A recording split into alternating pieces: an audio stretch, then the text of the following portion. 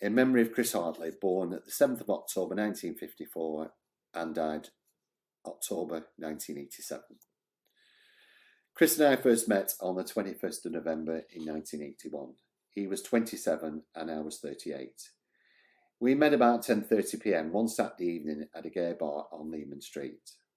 It was a friendly, cruisy bar with an interesting mix of people: leather, denim, uniform skinheads, and of course the odd drag queen.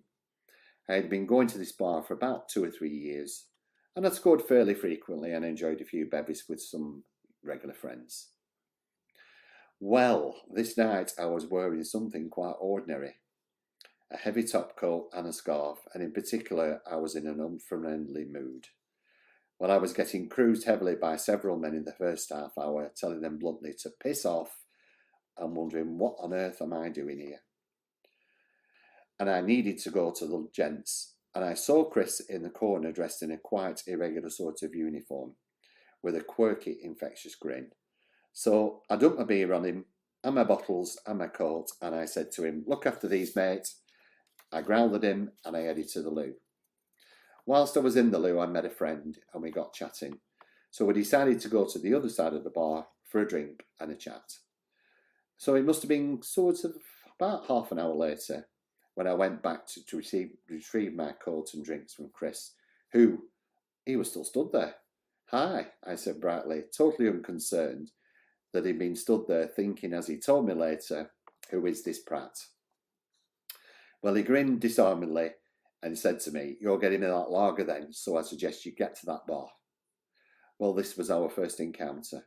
He came back to my room in Stoke Newington that evening, and we made love and sex until dawn. Well, in between the sex and the drugs and the music, I managed to tell him my complete life story, pulling out all the stops to impress him with my wit, intelligence, and my general fabulousness. As he left me Sunday afternoon, he grinned and said quite casually, "Well, you never asked me what I did for a living then, did you?" No, I replied a little sheepishly. "Well, I'm a teacher." "A music teacher," he grinned, as he headed for the bus and his flat in Stratford. Well, I just knew. Don't know why, I just knew we'd meet again very soon.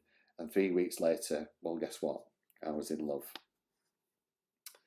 And even more wonderfully, for the first time in my life, I knew that feeling was reciprocated.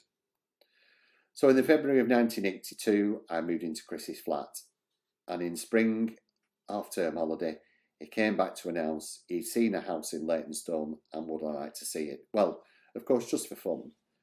But I was just very wary. Houses and mortgages are serious matters. And I didn't want to commit myself after just 6 months of knowing someone. Chris said he had good feelings about the house, and so for a joke we applied for a mortgage. Well, surprise, surprise, we'd moved into our house by the October of that year, and it was a momentous occasion. For the first time in our lives, we both had a place we owned and we could actually call our home.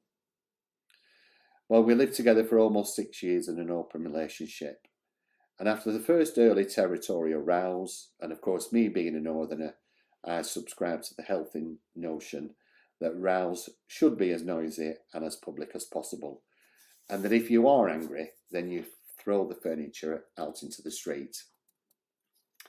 Well, 3 years on and our relationship had reached a quite rocky patch, mainly due to my occasional depressive, non-communicative moods. At the height of this, he wrote me a letter telling me bluntly about my insane jealousy, my doubts about his love for me, and basically told me to sort it out or we'll be leaving the next day. Well, to be honest, thank God I came to my senses. Realised his love was something worth making a complete and unconditional commitment to, not something I fear. And of course, it was the very first time I'd really loved someone. And so despite our differences, misunderstandings and day-to-day difficulties, we both became aware that this love thing was something quite unique and special. It shone around us and it grew. Even all our friends commented on how good it was. It continued to grow, and in those testing months before he died of an AIDS-related illness, we became stronger, and despite his death, still lives on. Love. Vincent Lively.